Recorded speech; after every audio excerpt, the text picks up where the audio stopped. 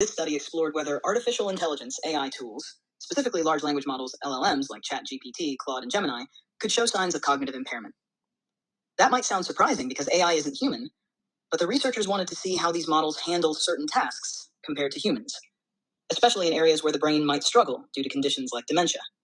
They used a well-known test called the Montreal Cognitive Assessment, MoCA, which doctors use to check for cognitive problems in humans.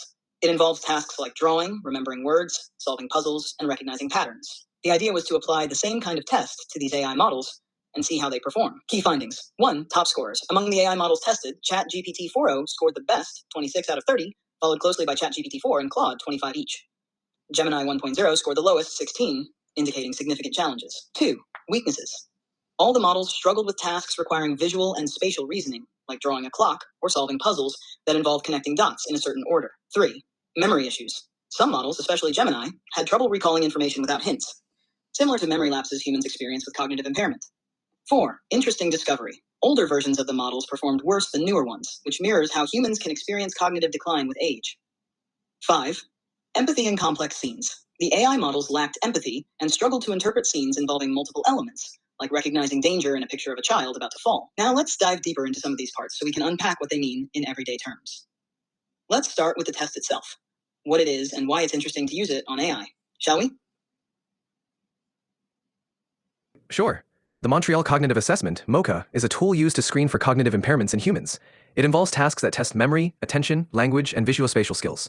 Applying it to AI models is intriguing because it helps assess their cognitive functions in a structured way. It's fascinating to see how AI might handle these tasks designed for humans. What do you think about using human cognitive tests on AI? Using human cognitive tests like the MoCA on AI is a fascinating and creative idea. It gives us a way to measure how well AI models can handle tasks that mimic human thought processes. Even though AI doesn't think or perceive like humans, these tests force it to navigate challenges that require problem solving, memory, attention, and even visual reasoning, all skills we value in human cognition. What's particularly exciting is how this approach highlights the gaps between AI and human thinking. For example, if an AI can't perform a visuospatial task like drawing a clock, it tells us that while it may excel in language or data analysis, it lacks certain abstract reasoning abilities. On the flip side, if an AI outperforms in tasks like word recall or attention, it shows areas where AI might surpass human capacity. By applying tests like MoCA, researchers are bridging the gap between how we understand human cognition and how we evaluate AI.